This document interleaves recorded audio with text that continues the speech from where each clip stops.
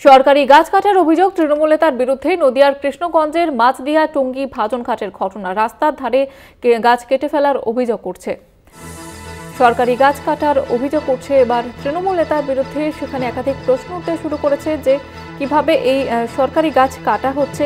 নদিয়ার কৃষ্ণগঞ্জের মাছদিয়া টুঙ্গি ভাজনঘাটের এই ঘটনা, যেখানে এই ঘটনাকে কেন্দ্র করে বিতর্ক ছড়িয়ে পড়েছে, কারণ এক তৃণমূল নেতার বিরুদ্ধে এই গাছ কাটার অভিযোগ করছে স্থানীয় বাসিন্দারা। তারা একাধিক অভিযোগ তুলেছেন নদিয়ার কৃষ্ণগঞ্জের মাছদিয়া টুঙ্গি ভাজনঘাটের ঘটনা, এবং সেখানে এক তৃণমূল নেতার বিরুদ্ধে এই সরকারি গাছ কাটার অভিযোগ করছে এবং রাস্তার ধারে গাছ কেটে ফেলার অভিযোগ করছে ওই তৃণমূল নেতার বিরুদ্ধে।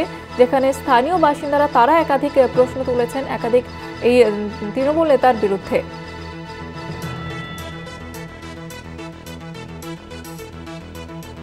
প্রতিনিধি রূপম রায় রয়েছে আমাদের সঙ্গে টেলিফোন লাইনে।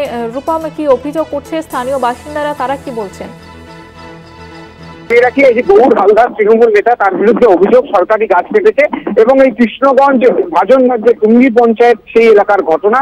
গতকাল তিনি যখন গাছ কাটছিলেন তখন এলাকাবাসী দেখতে পান এবং এলাকাবাসী আগে থাকতে খবর শুনে বিভিন্ন সময় এই জায়গা থেকে কোনো সময় কদম গাছ এবং বিভিন্ন রকমের দামি দামি গাছ কিন্তু সেই ঘটনা যখন তারা জানতে পারেন এবং পরবর্তীতে যখন এই গৌর হালদার কালকে গাছ কাটছিলেন, অর্থাৎ তৃণমূল নেতা যিনি, তাকে গাছ কাটতে দেখে এলাকাবাসী তাকে জিজ্ঞাসাবাদ শুরু করে যে কেন গাছ কাটছে সরকারি গাছ। তিনি কোনো সদুত্তর দিতে না পেরে সেখান থেকে পালিয়ে যায়।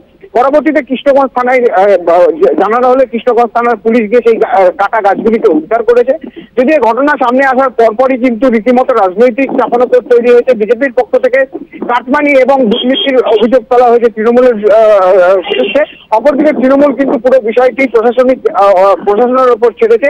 তারা জানিয়েছে প্রশাসন যা কাজ করার করবে, যদি এই ব্যক্তি দোষী হয়ে থাকে তাহলে যদি আইনত যা পদক্ষেপ প্রশাসন করবে তারা সেটা মান্যতা দিচ্ছে। যদিও প্রশাসনের উপর আস্থা রেখেছেন স্থানীয় বাসিন্দারাও, তবে কাটা গাছগুলিকে উদ্ধার করে নিয়ে যাওয়ার পর যথেষ্টই খুশি।